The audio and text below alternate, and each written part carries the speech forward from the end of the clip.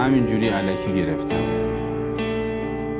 آدم اینجور وقتا باید به خودشون فکر کنن. من خر بودم.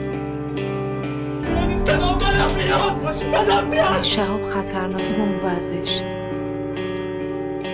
یا خوب شد بیخیال شدی یا وگرنه منم زیر دست پات له می‌کردی.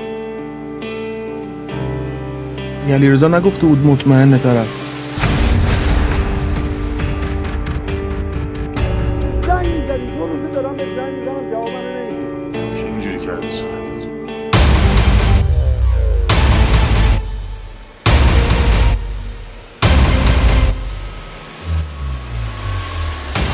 حال من خوبه؟ بابا یه دقیقه بشین یه دقیقه.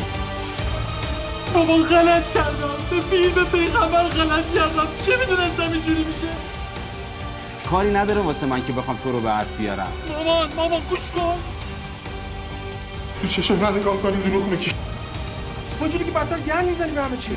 ولی اگه منو برگردونید با من سرم میبره.